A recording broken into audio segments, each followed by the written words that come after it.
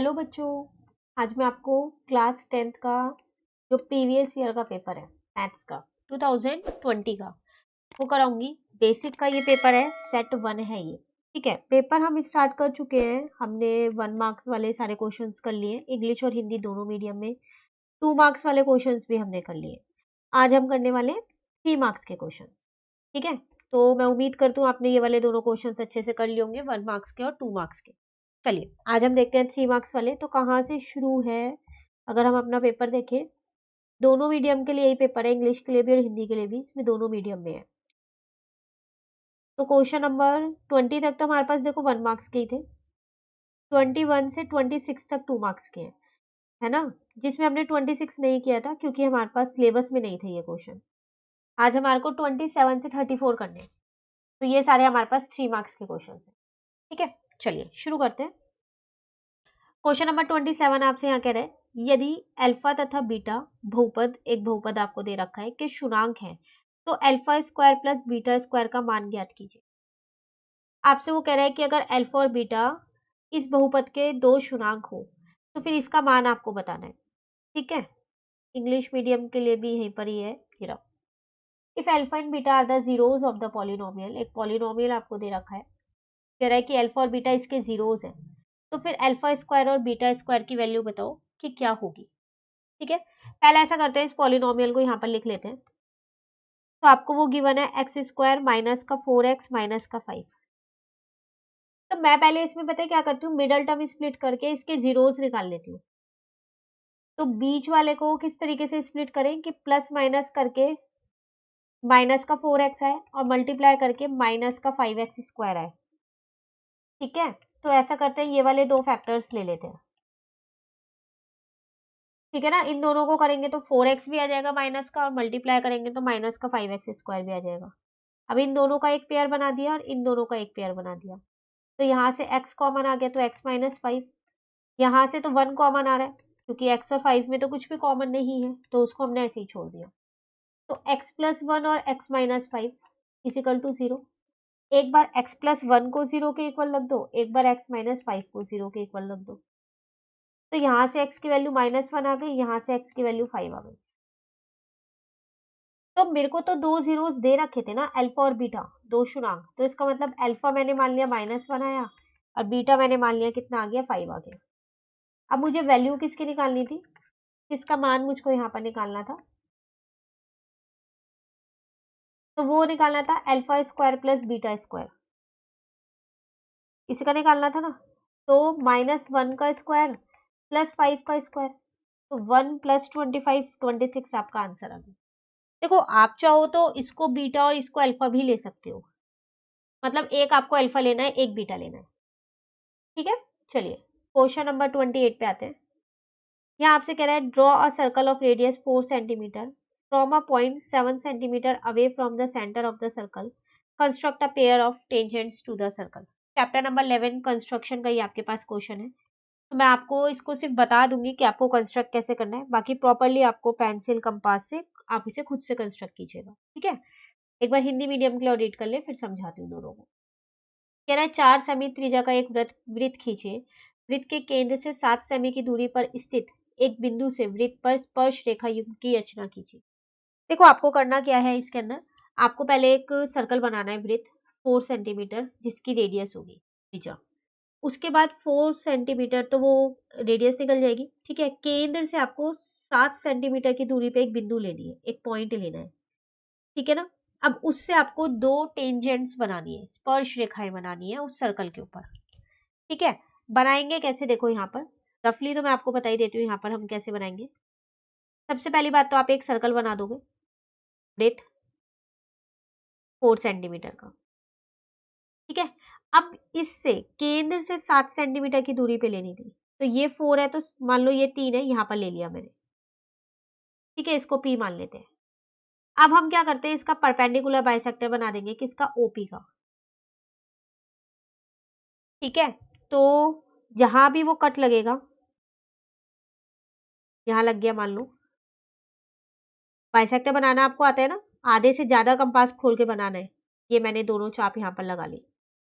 ठीक है, इसको नाम दे दिया मैंने T। अब यहाँ से यहाँ तक कंपास खोलेंगे और क्या करेंगे, एक अपना वृत्त बना देंगे। ये पूरा बिल्कुल मैंने स्टेप बाय स्टेप ना आपको समझा रखा है। तो जो वर्कशीट्स हमारे पास आई थी ना डीओई की, उसमें वर्कशीट नंबर 71, 72 और 73, ये तीनों वर्कशीट्स कंस्ट्रक्शन की है। तो इंग्लिश मीडियम में अलग और हिंदी मीडियम में अलग, दोनों ही मीडियम में मैंने ये कंस्ट्रक्शन आपको प्रॉपरली पेंसिल से, कंपास से कैसे इसको बनाते हैं वो बता रखा है। ठीक है, तो आपको अगर अच्छे से समझना है तो आप ये वर्कशीट्स देखिएगा। मैं इसकी लिंक आपको नीचे दे दूंगी डिस्क्रिप्शन बॉक्स में। ठीक है, तो आप देखिए तो आपको पता चल जाएगा कैसे बनाना है। बस अब जहां ये आपको कट कर रहा है, यहाँ से आपने ये टेंजेंट्स ड्रॉ कर देनी है। टाइप ऑफ कंस्ट्रक्शन भी मैंने वहां पर बता रखे हैं कैसे लिखने हैं, वर्कशीट के अंदर ही सब चीजें मैंने बिल्कुल क्लियरली समझा रखा है। ठीक है ना, तो ये था आपके पास चैप्टर नंबर 11 का क्वेश्चन था, क्वेश्चन 28। चॉइस में एक और क्वेश्चन है लेकिन इसी चैप्टर का है। आगे बढ़ने से पहले मैं आपको ये बताना चाहती हूँ कि मैं अनअकैडमी पे भी पढ़ाती हूँ, JEE, NEET foundation and NTSE की कैटेगरी में। क्लास 9 और 10 का सीबीएसई का जो टॉपिक्स हैं हमारे, वो मैं कवर कर दूँ, तो आप मुझे अनअकैडमी पे भी ज्वाइन कर सकते हैं। ठीक है, देखिए अगर अनअकैडमी पे तो क्या क्या इसके फीचर्स हैं। देखो, आप घर बैठ के आराम से पढ़ सकते हो। ठीक है, आप सारे कोर्सेज को देख सकते हो, प्रैक्टिस टेस्ट आपको यहाँ पर मिलते हैं, प्रॉपर गाइडेंस आपको मिल जाती है, सिलेबस पूरा कवर किया जाता है, डाउट क्लियरिंग सेशंस होते हैं आपके, रेगुलर डाउट क्लियरिंग सेशंस है यहाँ पर। ठीक है, टेस्ट लिया जाता है, प्लस आपको सपोर्ट स्टडी मटेरियल मिलता है पीडीएफ फॉर्मेट में। ठीक है, तो अगर आपको इसका सब्सक्रिप्शन लेना है अनअकैडमी का, तो आप सब्सक्रिप्शन ले सकते हैं। ये कुछ प्लान्स यहाँ पर सब्सक्रिप्शन प्लान्स हैं। तो अगर आप 1 मंथ का सब्सक्रिप्शन लेना चाहते हैं तो आपको 3500 पर मंथ मिलेगा। 3 मंथ का लेना चाहते हैं तो 2917 का मिलेगा। उसी हिसाब से ये मंथली आपको सब्सक्रिप्शन प्लान यहाँ पर दे रखे हैं। ठीक है, इन सब्सक्रिप्शन में आपको डिस्काउंट मिल सकता है। डिस्काउंट मिलेगा कैसे, देखो, अगर आप यहाँ पर रेफरल कोड में लिखोगे मैथ्स बाय श्वेता, तो आपको हर प्लान पे 10% ऑफ हो जाएगा। जैसे 3500 था, उसका 10% ऑफ हो गया तो 3150 हो गया। उसी तरीके से 8750 का कितना हो जाएगा यहाँ पर 7875। तो आपको ये कोड यूज करना है मैथ्स बाय श्वेता। ठीक है, इससे आपको 10% का डिस्काउंट मिल जाएगा। ठीक है ना, मैं आपको इसका लिंक दे दूंगी नीचे डिस्क्रिप्शन में, तो आप वहां से भी ये सारी चीजें इजिली देख सकते हैं। चलिए शुरू करते हैं क्वेश्चन अपना। कह रहे 6 सेमी लंबाई का एक रेखाखंड खींचे तथा इसे 2:3 में विभाजित कीजिए। ठीक है, इंग्लिश मीडियम के लिए भी सेम यही है। कह रहा है draw a line segment of 6 centimetre and divided in the ratio 3:2। आपको क्या करना है, देखो एक लाइन सेगमेंट बनानी है 6 सेंटीमीटर की। मान लो मैंने ये बना दी ए बी 6 सेंटीमीटर। अब इसको डिवाइड करना है 3:2 में। तो एक एक्यूट एंगल यूनियन कोण यहाँ पर बनाओ और एक यूनियन कोण यहाँ पर बनाओ, न्यून कोण यहाँ। ठीक है, ये न्यून कोण एक यहाँ हो गया, एक यहाँ हो गया। अब यहाँ पर कंपास रख के 3 चाप लगानी है क्योंकि यहाँ पर 3 है, और यहाँ पर कंपास रख के यहाँ पर 2 चाप लगानी है। बस इसको इससे जोड़ देना है। ये क्वेश्चन भी मैंने आपको वर्कशीट में करवा रखा है और इसको नाम दे देना है सी। अब जब आप AC को और BC को मेजर करोगे, मापोगे, तो वो आपका 3:2 में ही आएगा आंसर। ठीक है, तो आप वो वर्कशीट जरूर देख लीजिएगा ताकि आपको ये पता चल जाए कि कंपास से इनको कैसे कंस्ट्रक्ट करना है, क्योंकि एक क्वेश्चन तो कंस्ट्रक्शन का आना ही आना है पेपर में। ठीक है ना, चलिए आगे बढ़ते हैं क्वेश्चन नंबर 29 की तरफ। क्वेश्चन 29 है हमारे पास। A solid metallic cuboid of dimension 24 centimetre into 11 centimetre into 7 centimetre is melted and recast into solid cones of base radius 3.5 centimeter and height 6 centimeter. Find the number of cones so formed. Hindi medium के लिए read कर लूँ, फिर दोनों को एक साथ समझा देती हूँ। कह रहा है एक 24 सेमी, 11 सेमी और 7 सेमी विमाओं वाला ठोस धातु के घनाभ को पिघलाकर 3 सेंटीमीटर सेमी, 3.5 सेमी आधार त्रिज्या तथा 6 सेमी ऊंचाई वाले शंकुओं में ढाला गया। इस प्रकार बने शंकुओं की संख्या ज्ञात कीजिए। देखो आपसे वो क्या कह रहे हैं यहाँ पर, आपके पास क्या चीज है यहाँ पर, एक ना क्यूबॉइड है। ठीक है, क्यूबॉइड मतलब एक घनाभ है आपके पास जिसकी आपको लेंथ, ब्रेथ और हाइट LBH तीनों दे रखी है। आपने इसको पिघला दिया, मेल्ट कर दिया मतलब, और जो मेल्ट करने के बाद बचा उसको क्या किया, दोबारा उससे एक वस्तु बनाई। और वो कौन सी, आपने कौन सा धातु एक जो बनाया, वो आपने बनाया कोन, मतलब कि शंकु बनाया। लेकिन अब आपको ये नहीं पता जब आपने उस घनाभ को पिघलाया था तो उससे अब आपके कितने शंकु बन पाएंगे। वो आपको बताना है कि कितने शंकु बन सकते हैं। तो देखो, जितनी क्यूबॉइड की मेरे पास वॉल्यूम होगी, आयतन होगी, उतनी उस शंकुओं की होगी जितने भी शंकु बनेंगे, है ना। अगर मैं इसकी आपको आकृति यहाँ पर बना के दिखाऊं, मान लो ये मेरे पास वो क्यूबॉइड है, इसको पिघला के मैंने क्यूब बनाए हैं, शंकु। ये तो नहीं पता कितने बनाए हैं, लेकिन हाँ इतना पता है शंकु ही बनाए हैं, क्यूब ही बनाए हैं। तो जितना इसका आयतन होगा उतना ही इन सब का मिला के आयतन होगा। अभी मुझे नहीं पता ये कितने मैंने बनाए हैं, ठीक है। तो इसका मतलब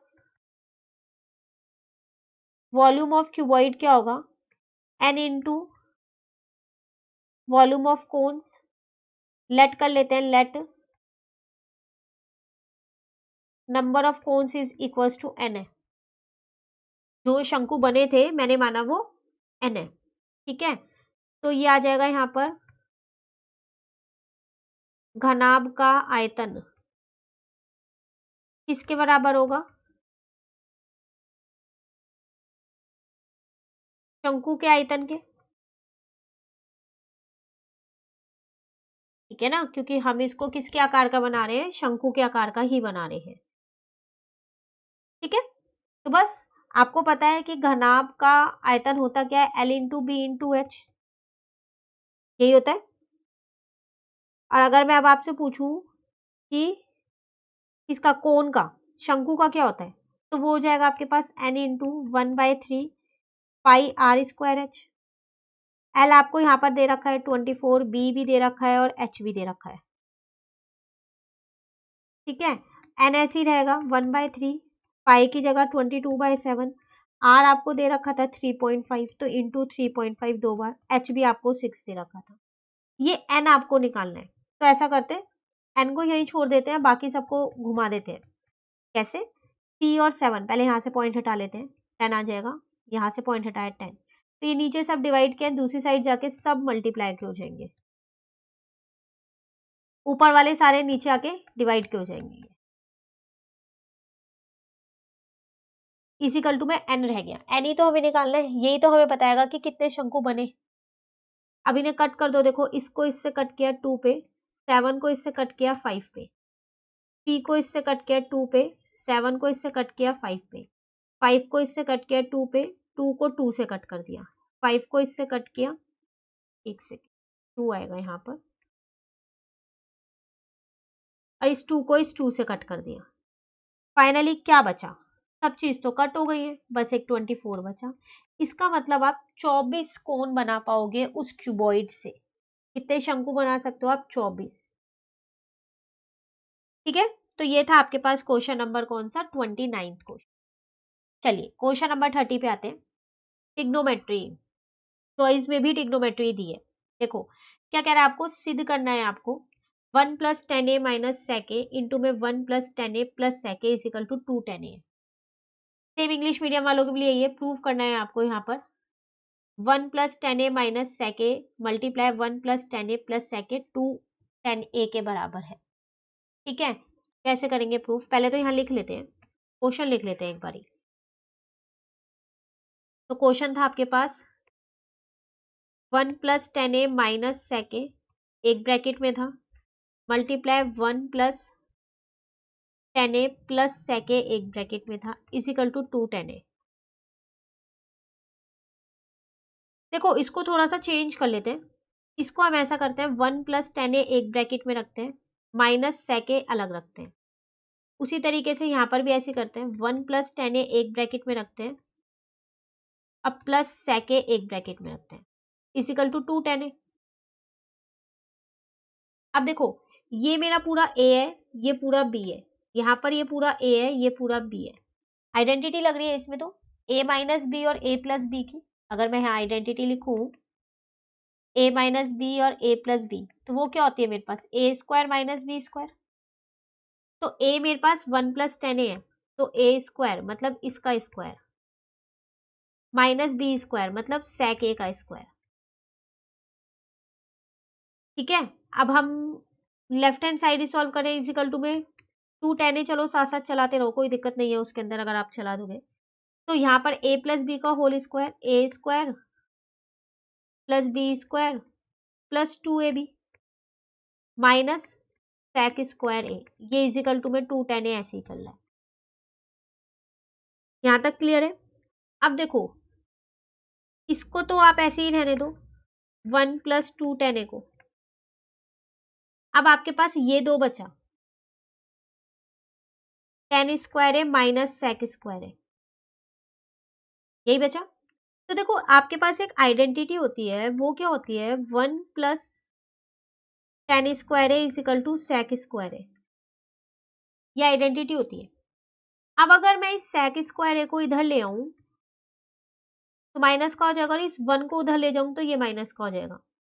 ये मैंने इससे निकाला है।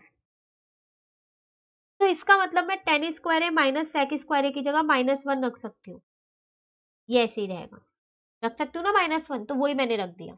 ये तो कट हो गया, तो यहाँ बचा 2tan a is equal to 2tan a।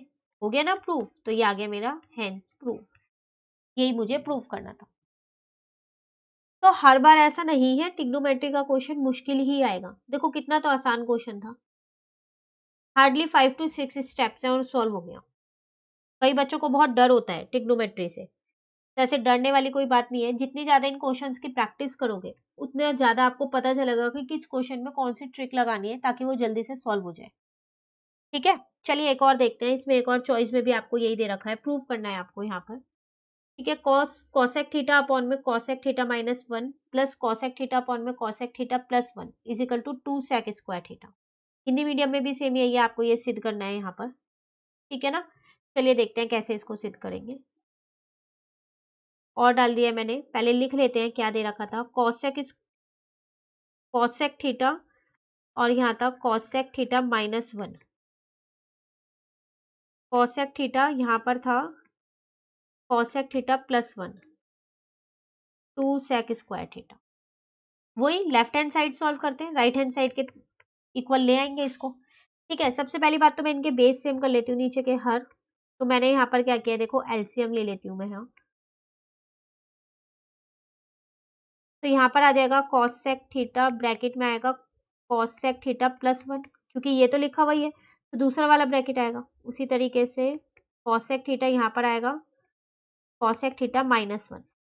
ठीक है ना, यहाँ तक अंदर इंटू किया इसको इससे, cosec square theta plus cosec theta. ऐसे इसमें इसको इससे इंटू किया तो cosec square theta minus cosec theta. नीचे तो आइडेंटिटी लग रही है a प्लस बी और a माइनस बी, तो a स्क्वायर -1। ठीक है, यहां तक देखो ये तो कट हो गए, ये आ गया मेरा 2 कॉसेक स्क्वायर थीटा। ठीक है, और नीचे मैं लिख सकती हूँ कॉट स्क्वायर थीटा। क्यों? क्योंकि कॉसेक स्क्वायर थीटा -1 क्या होता है, मेरा कॉट स्क्वायर थीटा होता है। ठीक है, अब इसको अलग अलग कर लेते हैं।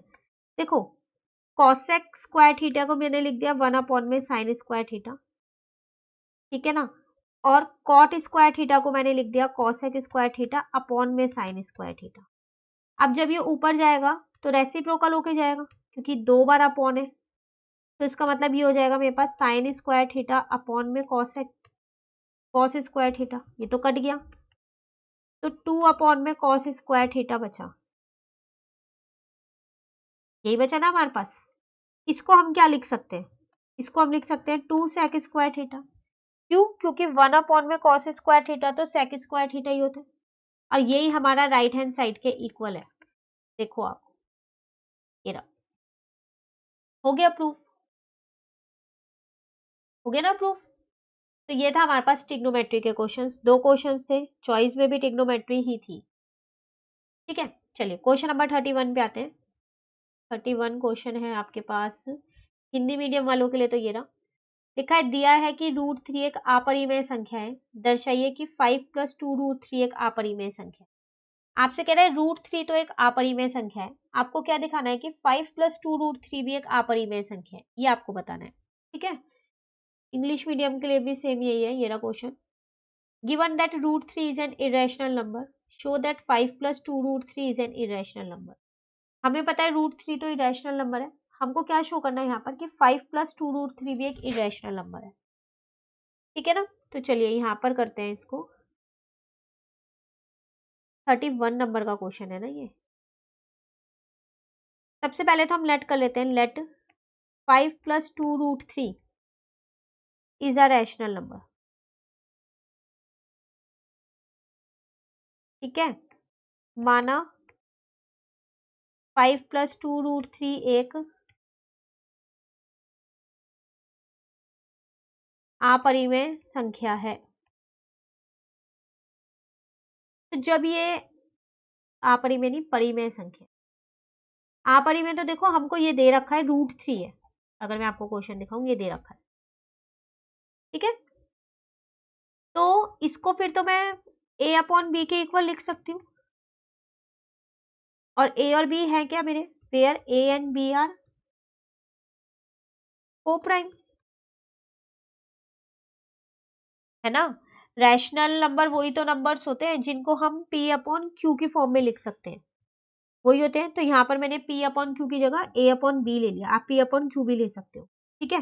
हिंदी मीडियम वाले लिख देंगे a और b एक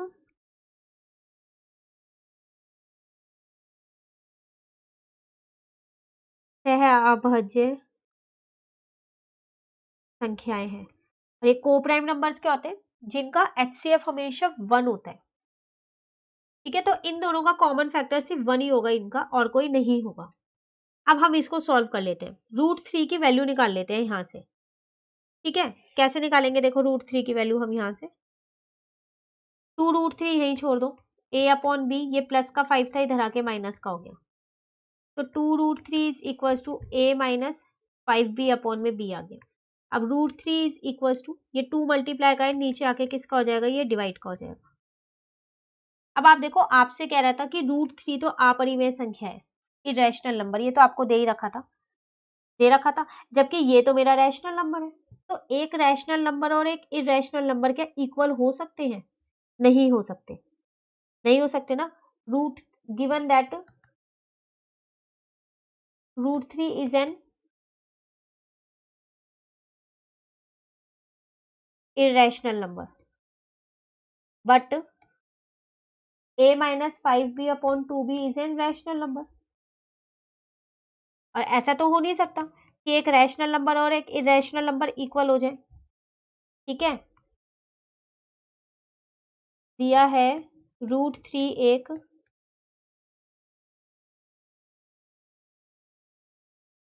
अपरिमेय संख्या है, पर a minus 5b/2b एक परिमेय संख्या है।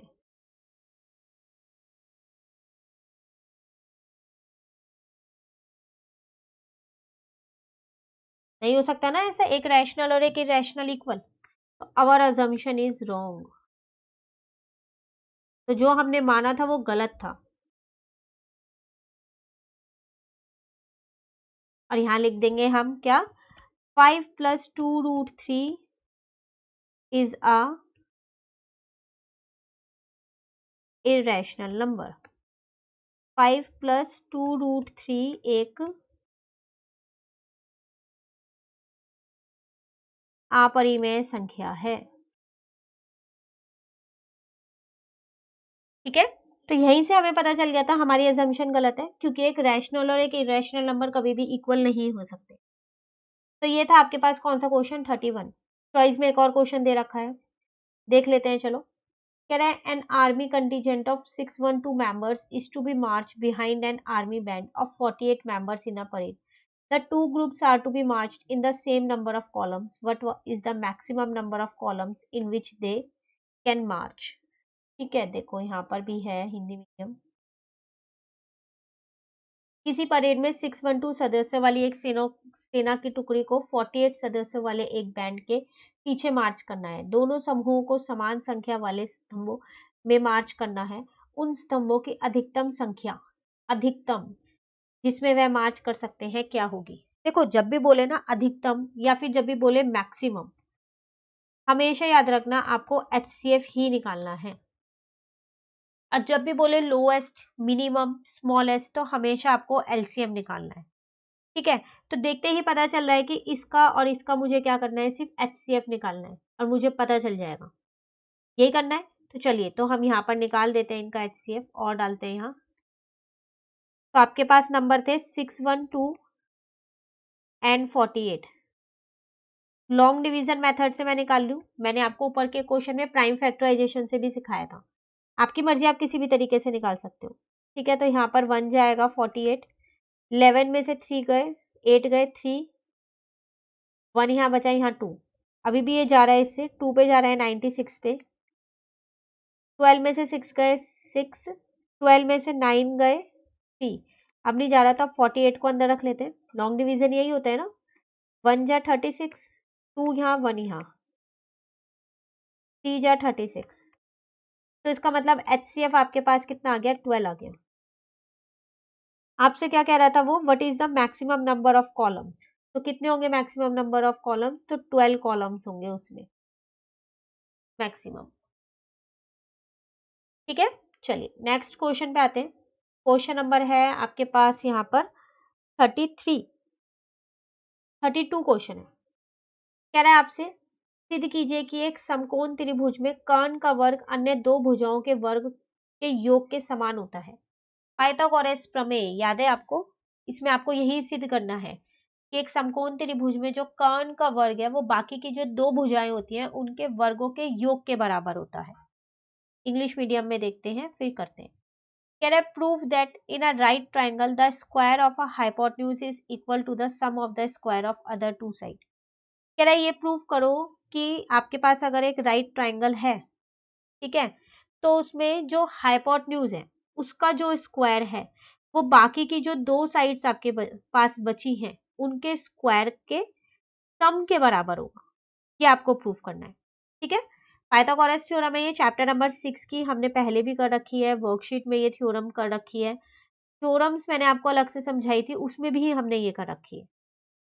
चलिए देखते हैं इसको कैसे करेंगे। यहाँ पर कौन सा क्वेश्चन है हमारे पास, 32। देखो सबसे पहले तो यहाँ पर हम एक त्रिभुज बना लेते हैं। समकोण त्रिभुज ये मैंने बनाया है, राइट एंगल ट्राइंगल। ठीक है, इसको नाम मैंने बी दे दिया, यहाँ ए दे दिया, यहाँ सी दे दिया, ये 90 डिग्री है। तो देखो इसका मतलब आपको यहाँ पर जो प्रूव करना है, 90 के सामने वाला ही हाइपोटेन्यूज होता है ना एच, तो a c square is equal to a b square plus b c square. ये तो आपको प्रूव करना है यहाँ पर। ठीक है, अब हम क्या करते हैं, यहाँ पर कंस्ट्रक्शन कर लेते हैं। खुद से मैंने क्या किया, यहाँ पर परपेंडिकुलर डाल दिया।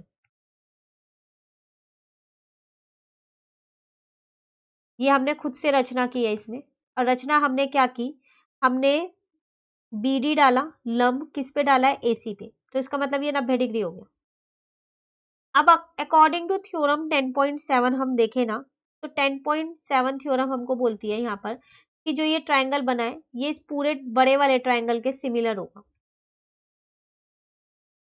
उसी तरीके से जो ये वाला ट्राइंगल है आपके पास बी डी सी, वो सिमिलर होगा किसके, पूरे बड़े वाले ट्राइंगल के। तो 10 कह 6.7 थ्योरम के अकॉर्डिंग है ये थ्योरम 6.7। क्योंकि थ्योरम 6.7 ही आपको ये बोलती है कि अगर आप एक राइट एंगल की जो वर्टेक्स है वहां से परपेंडिकुलर डालो किस पे, हाइपोटेन्यूज पे, लंब डालो किस पे, वर्ग पे लंब डालो। ठीक है, तो जो वो दो ट्राइंगल्स में बांटता है, एक ये वाला ट्राइंगल और एक ये वाला, तो जो पहला ट्राइंगल है वो पूरे बड़े वाले ट्राइंगल के, होल ट्राइंगल के सिमिलर होगा। उसी तरीके से जो दूसरा ट्राइंगल है वो भी होल ट्राइंगल के सिमिलर होगा। ठीक है, तो आपको ये लिख के आना है कि आपने ये 6.7 के अकॉर्डिंग किया है। 10.7 मत लिखाना, मैंने गलती से बोल दिया था, 6.7 के अकॉर्डिंग।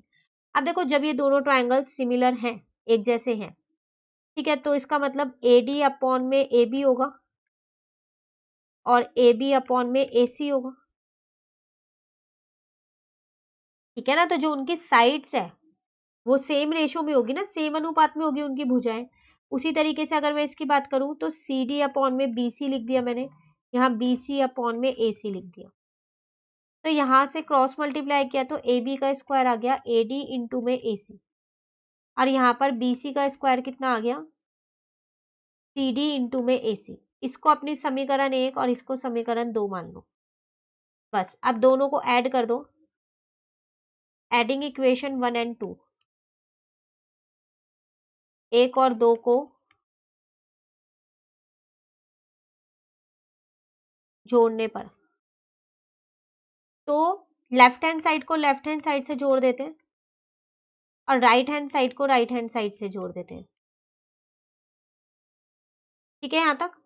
यहां से आप देखो, ये तो ऐसे ही रहने दो आप, यहां से आप CD कॉमन ले लो। ठीक है, एक सेकेंड को, AC है यहां पर,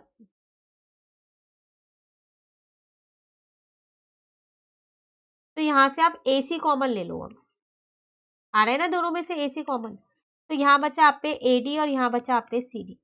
अगर आप अपनी आकृति में देखो तो AD और CD इन दोनों को मिलाएंगे तो AC ही तो बनेगा।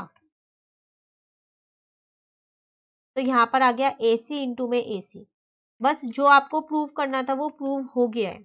यही आपको प्रूव करना था कि जो कर्ण का स्क्वायर है वो बाकी दो भुजाओं के वर्ग के योग के बराबर होगा। तो ये आपको प्रूव करना था और यहां पर यही आपका प्रूव हो गया, हेंस प्रूव। ठीक है, तो ये था आपके पास कौन सा क्वेश्चन नंबर है किया, ये हमने 32 किया है। चलिए अब आते हैं क्वेश्चन नंबर 33 पे। ये भी हमारे पास कौन सा 3 मार्क्स का ही क्वेश्चन है। तो आपसे यहाँ पर क्या कह रहे हैं, to conduct sports day activity in your rectangular shaped school garden ABCD, lines have been drawn with chalk powder at a distance of 1 meter each. 100 flower pots has been placed at a distance of 1 meter from each other along AD as shown in figure 5. Niharika run one fourth the distance AD on second line and post a green flag. Preet run 1/5 the distance AD on eighth line and post the flag red. First में निकालना है what is the distance between the two flag. सबसे पहली बात question क्या है, एक बार Hindi medium के लिए पढ़ लें फिर दोनों को एक साथ समझा। कह रहा है आपके स्कूल में खेल कूद क्रियाकलाप आयोजित करने के लिए एक आयतकार मैदान ABCD में चूने से परस्पर 1 मीटर की दूरी पर पंक्तियां बनाई गई।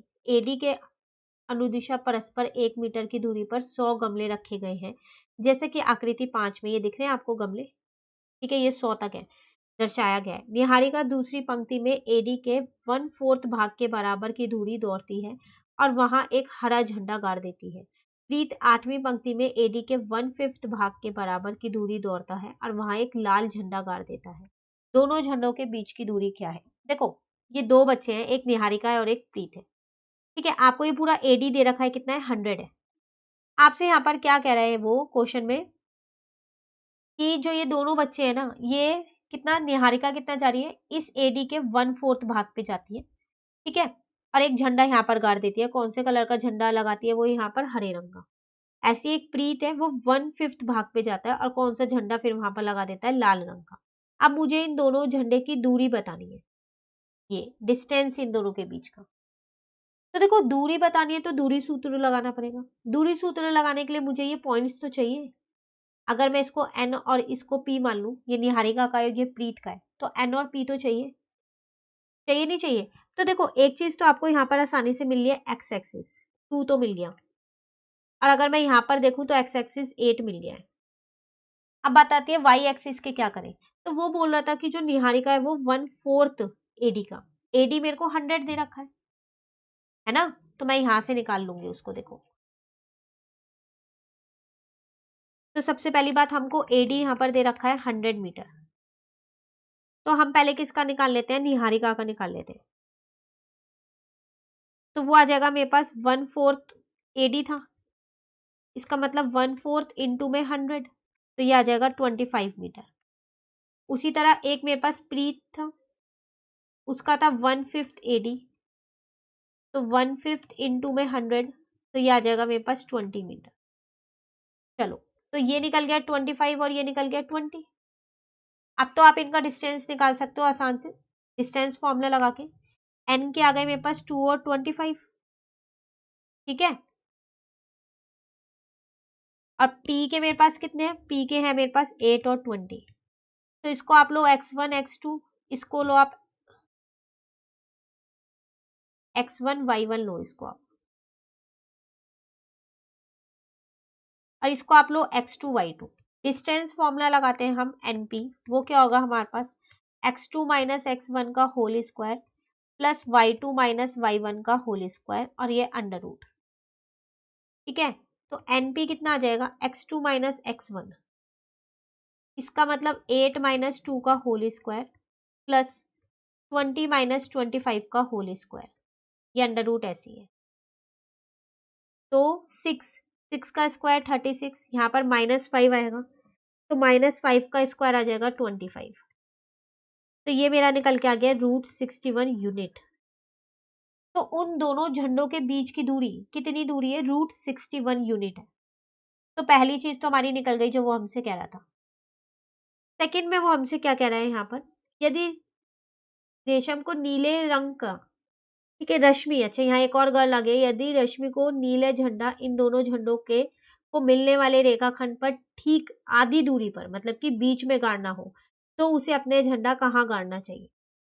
इंग्लिश मीडियम के लिए है यहाँ पर, if Rashmi has to post a blue flag exactly halfway between the line segment joining the two flags, where should she post the blue flag। अब आपसे कह रहा है अगर एक गर्ल है रश्मि, उसको बिल्कुल इसके बीच में अपना झंडा गाड़ना है, ब्लू कलर का, बिल्कुल बीच में, तो बताओ वो कहाँ पर लगाए अपने झंडे को। तो देखो बीच में लगाना है, इसका मतलब मैं इसके मिड पॉइंट निकाल दूं। अगर मैं इस लाइन का मिड पॉइंट यहाँ पर निकाल दूं, ये एक्स और वाई, तो पता चल जाएगा रश्मि कहाँ झंडा लगाएगी। तो चलिए फिर तो मिड पॉइंट से निकाल देते हैं। तो सेकेंड पार्ट में अगर हम देखें तो मिड पॉइंट होता है x is equal to x1 plus x2 upon में 2 और y is equal to y1 plus y2 upon में 2। ठीक है, तो 2 प्लस 8 अपॉन में 2, तो x कितना आ जाएगा मेरे पास 10 अपॉन में 2, तो x आ गया मेरे पास 5। ऐसे y निकाल लेते, तो y था मेरे पास 25 अपॉन में 25 प्लस 20 अपॉन में 2, तो ये आ जाएगा 45 अपॉन में 2, तो y कितना आ जाएगा मेरे पास 22.5। तो रश्मि का बताना था ना, तो x और y थे उसके, तो कितने आ गए 5 और 22.5। तो वो आपसे कह रहा था यहाँ पर where should she post the blue flag, तो 5 यहाँ पर आएगा और 22.5 आएगा। ठीक है, तो देखो आप यहाँ पर देखो, ये 25 था, यहाँ पर 20 था, इसके बीच में ही कहीं होगा ना 22.5, यहाँ पर आ जाएगा। ठीक है, ये था आपके पास क्वेश्चन नंबर 33, चैप्टर नंबर 7 का क्वेश्चन है। चलिए लास्ट क्वेश्चन देखते हैं, फिर हमारे 3 मार्क्स के क्वेश्चन कंप्लीट हो जाएंगे, फिर 4 मार्क्स के करेंगे हम अपने नेक्स्ट क्लास में। ठीक है, आपसे कह रहे हैं सॉल्व ग्राफिकली, दो इक्वेशंस दे रखे हैं, आपको इन्हें ग्राफिकली सॉल्व करना है, मतलब इनका ग्राफ बनाना है आपको। हिंदी मीडियम में देखते हैं, आलेख द्वारा हल कीजिए, तो आपको इन दोनों इक्वेशंस का क्या करना है, ग्राफ बनाना है। चलिए पहले इक्वेशंस यहाँ लिख लेते हैं। तो 2x plus 3y is equal to 2 है, और एक है x minus 2y is equal to 8। तो x और y कॉलम बना लेते हैं, पहले इनकी वैल्यूज निकाल लेते हैं, दो दो वैल्यूज x की और दो y की एक इक्वेशन से। उसी तरीके से यहाँ से भी यही करते हैं, बस फिर तो ग्राफ पे प्लॉट करना है, आसानी से हो जाएगा। ठीक है, तो देखिए यहाँ से तो मैं x की वैल्यू सीधे निकाल सकती हूँ 8 प्लस 2y। अब अगर एक बार y को 0 रखती हूँ तो x की वैल्यू 8 आएगी। ठीक है, एक बार y को मैं -1 रख देती हूँ, तो 8 में से 2 जाएगा तो 6 आ जाएगी। अब यहाँ पर से क्या करते हैं, किसी एक की वैल्यू निकाल लो, x की निकाल लेते हैं, चलो यहाँ से भी। तो 2 माइनस 3y, x कितना आ जाएगा 2 माइनस 3y अपॉन में 2। अब अगर आप एक बारी y की वैल्यू 0 रखते हो, तो x तो आपका 1 आ जाएगा, क्योंकि यहाँ पर अगर आप 0 पुट करो, मैं यहाँ पुट करके दिखा देती हूँ आपको, ये तो 0 ही बन गया, तो 2 अपॉन 2 कट करके 1 आ गया।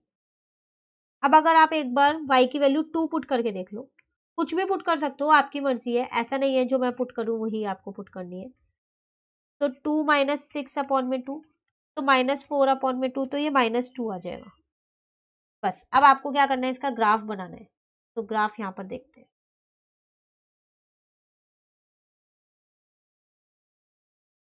0 1 2 3 4 5 6 7 8।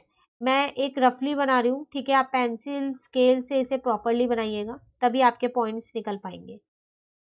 -1 -2 -3 -4 -1 -2 -3 -4 -5, ठीक है। तो x मेरे पास था 1, तो y 0 था, तो यहीं पर ही होगा। अब x मेरे पास -2 है, तो y जो है वो मेरे पास 2 है, यहाँ पर होगा कहीं ये। तो ये बन गया मेरा एक लाइन का, एक इक्वेशन का, तो ये रहा,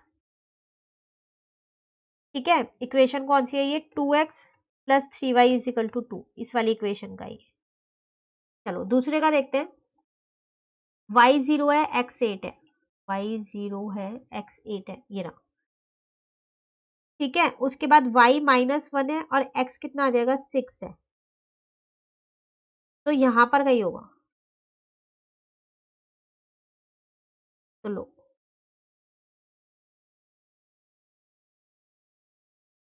ये बन गया मेरे पास कितना? x - 2y = 8, इसका।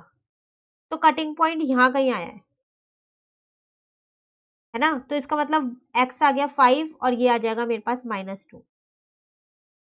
तो आप इसे प्रॉपर पेंसिल और स्केल से बनाओगे तो आपके यहाँ पर वैल्यूज निकल जाएंगी इजीली, ठीक है। बस इन सबको नाम दे दो, आप x और y नाम दे दो, बन गया। लो, आपका ग्राफिकली ये ग्राफ बन गया है। सारे कोऑर्डिनेट्स यहाँ पर लिख देना आप, जिस जिसको आपने लिया है। जैसे कि आपने यहाँ पर लिया था 8 और 0, ठीक है। यहाँ पर आपने लिया था 1 और 0, है ना। उसी तरीके से यहाँ आपने लिया था -2 और 2, और यहाँ पर आपके पास कितना था? ये वाला पॉइंट जो था, ये वाला पॉइंट आपके पास था 6 और -1, ठीक है ना। तो ये था आपके पास क्वेश्चन नंबर कौन सा? 34। इसी के साथ हमारे ये 3 मार्क्स वाले क्वेश्चन कंप्लीट हो गए। अब हम नेक्स्ट क्लास में कौन से करेंगे? 4 मार्क्स के क्वेश्चन करेंगे। ये शायद लास्ट है 35 से, अगर हम देखें इसके 40 था। लास्ट हमारे 35 to 40 वाले क्वेश्चन रह गए हैं, वो अब हम अपनी नेक्स्ट क्लास में करेंगे। फिर ये पूरा पेपर हमारा कंप्लीट हो जाएगा, ठीक है। सेट 1 है ये सिर्फ, अभी इसके और भी बहुत सारे सेट हैं, ठीक है ना। तो अगर आपको ये वीडियो अच्छी लगी तो आप इसको लाइक ज़रूर कीजिएगा और मेरे चैनल को सब्सक्राइब कीजिए। Thank you.